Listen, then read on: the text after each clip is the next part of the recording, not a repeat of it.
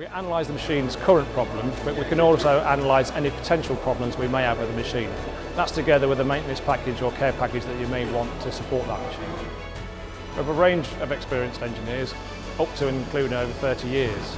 For the new engineers that we take on board, we have a fast-track training programme, so within 6 months they're fully competent in the equipment they can work on. Every visit will come with a potential for the customer to give us feedback, whether that's positive or negative. So we listen to all our customer feedback, positive or negative. Any negative feedback we follow up with the customer for continuous improvement within our offerings.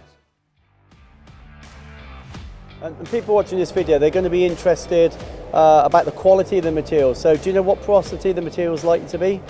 The porosity? Yeah. Yeah, we are close to the 99 point, let's say 6, 5, really close to high values of porosity and density. Yeah. So basically, even though this is a cost-effective machine, yep, there's no loss in quality in the end result, the material.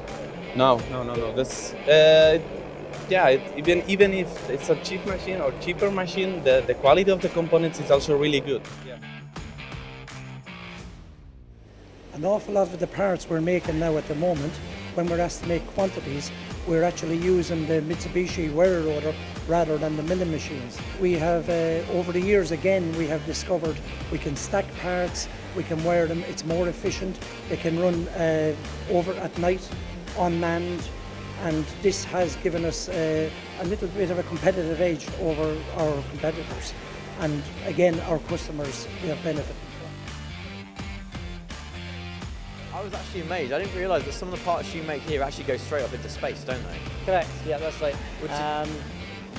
They go into satellites for an MOD company that's local to us, actually. A lot goes to America, but they're local. So yeah, it's kind of amazing some of the stuff you see. It is, yeah. I assume you can't talk very much about them. I assume they're quite sensitive, but correct, they go into space. There's something for farming applications as well, like futuristic farming applications. That's it. Again, I need to be careful what I say, but yeah, we do parts for a company that are now vertical farming, and again, when you see some of the technology, it's amazing. And again, it's all coming off these machines. So. And it's all done on these star sliding heads. One hit of the machines to the customer. The thing I want to concentrate on is the smart factory element. So as you can see, it's a very nice technical centre, but it's fair to say it's not a multinational business, is it, in terms of this shop floor environment. We've got Autodesk CAM solution, and that tooling library is going to be talking to their bending solution. And basically, you're taking it from the CAM all the way through to the machining process, and it's all digitised essentially. So smart factories, Industry 4.0, call it what you will. But you've got these 5 pillars. So you'll vend the tool, you'll then shrink the tool, you'll then preset the tool, that automatically goes into your tooling libraries on the machine tools.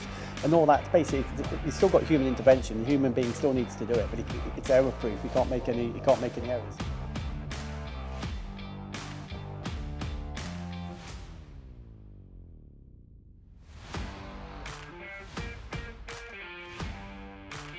Mike, Milan 2021, we're on the Hardin stand now, Kellenberger 10. Now this is a brand new model, this is the premier in Europe. One particular solution you're showcasing here, Peter, is this rather large Doosan Cobot. Tell us about it. We've travelled to Naas in Ireland and we're visiting P&T Precision Engineering, a company who have bought a brand new machine every 2 years since 2016. It's a real success story, this one. But the product range, realistically, we can turn from, very, very small sub-millimetre parts on Swiss sliding autos, right up to parts that are sort of, 5 or 10 metres big, and everything in between. And then, of course, you can then start adding various things like gear skiving, grinding, laser ablation, all these kind of things to various products.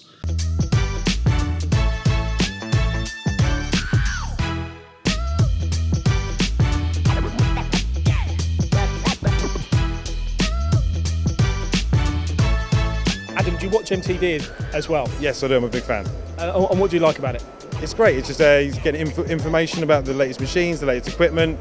Anyone that's really into it, well, what are you doing? I think MTD gives a good opportunity to look at what's going on within the industry that we're in, but also outside of the industry. What are other industries doing? What are other companies doing? What's new innovation that we can maybe look and see how can we bring that to our customers within Zeiss?